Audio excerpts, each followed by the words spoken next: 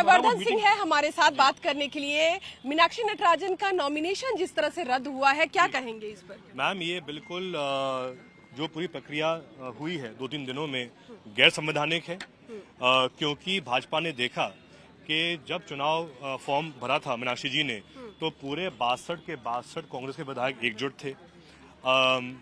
सब ने मीनाक्षी जी के पक्ष में वोट करने का निर्णय ले लिया था। भाजपा ने बहुत प्रयास किया, आर्थिक प्रलोभन दिया, सौदा करने का प्रयास किया, लेकिन कांग्रेस के विधायकों ने भी वो समय देखा था 2020 में, जब 25 विधायक कांग्रेस छोड़ के सिंधिया जी के साथ भाजपा में चले गए थे। आज उन 25 में से मात्र 5 बचे हैं, सब चुनाव हार गए। तो कांग्रेस के विधायक भी ये बात जानते हैं कि भाजपा के साथ सौदा करना मतलब राजनीतिक आत्महत्या करना। तो इसलिए भाजपा ने जानबूझकर एक नॉन कॉग्निजेबल नोटिस के आधार पे जो फॉर्म है मीनाक्षी जी का वो रद्द किया है। बिल्कुल गैर संवैधानिक है। लेकिन कह रहे हैं कि ये जानकारी बीजेपी वाले कह रहे हैं कि कांग्रेस वालों ने ही दी है, भीतर घात हुआ है मीनाक्षी नटराजन के साथ। भाजपा को इतनी आदत पड़ गई है झूठ बोलने की। बचपन में कहा जाता है बच्चों को कि जो व्यक्ति चोरी करता है उसकी बात पर कोई भरोसा मत करना। और ये तो वो भाजपा जिसने पहले वोट चोरी करी, अब सीट चोरी करी। तो मेरी आपसे प्रार्थना है, जो लोग लोकतंत्र में चोरी कर रहे हैं उनकी बातों पर कोई ध्यान ना दें। पहली बात नेताओं को नहीं दिया गया, दिग्विजय सिंह कमलनाथ को नहीं दिया गया, इसलिए ये इस तरह की, चाहे कमलनाथ जी हो, दिग्विजय सिंह जी हो, दोनों स्वयं पक्ष में थे मीनाक्षी जी के। 62 के 62 विधायक पक्ष में थे मीनाक्षी जी के। लेकिन पहली बार ऐसा हुआ है। तो फिर विधायकों को बाहर क्यों शिफ्ट किया? आप लोगों को था कि क्रॉस वोटिंग? हम सबकी इच्छा थी, विधायक के ऊपर दबाव बन रहा था। विधायक स्वयं चाह रहे थे कि हम कहीं बाहर जाएं ताकि सब लोग साथ रहेंगे और ताकत से वोट करेंगे मीनाक्षी जी के लिए। और मैम, पहली बार देश के इतिहास में ऐसा हुआ है। और जो बात भाजपा कह रही है कि 33% महिला सांसद होनी चाहिए, 3 सीटें थी, एकमात्र महिला कांग्रेस ने टिकट दिया था 3 में से 1 पे, उसका ही फॉर्म आपने खारिज किया है बीजेपी ने।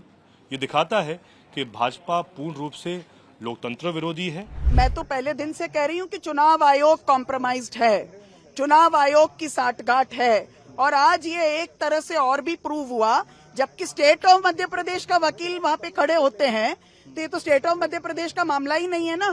राज्यों के तो खिलाफ ये कोई राज्यों के खिलाफ हम लड़ाई नहीं लड़ रहे थे, हम तो चुनाव आयोग की बात कर रहे थे। हम अपने रिटर्निंग ऑफिसर्स के कॉम्प्रोमाइज होने की बात कर रहे थे और वो जनता के सामने एक्सपोज हुए हैं। चुनाव आयोग किसी के इशारे पे काम कर रहा है, आपको लगता है? वो तो सबके सामने स्पष्ट है।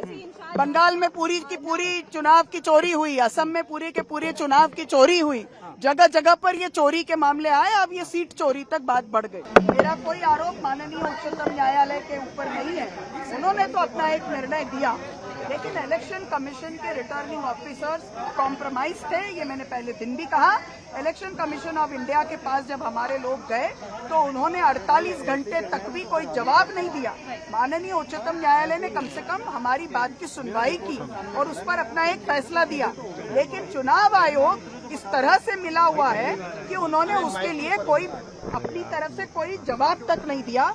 और आज तो ये भी ताज्जुब की बात है कि हमारा जो मामला चल रहा है वो रिटर्निंग ऑफिसर्स और इलेक्शन कमीशन के खिलाफ था, लेकिन आज स्टेट ऑफ मध्य प्रदेश ने अपना भी वकील खड़ा किया।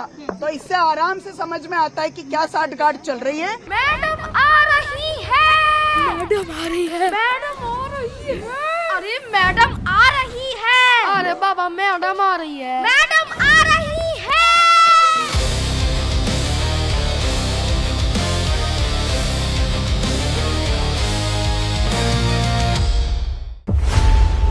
खबरों की रणभूमि में यहाँ शोर नहीं सोच लड़ती है, जहां शब्द नहीं फैक्ट्स वार करते हैं और हर सवाल खोलता है सच की नई परत।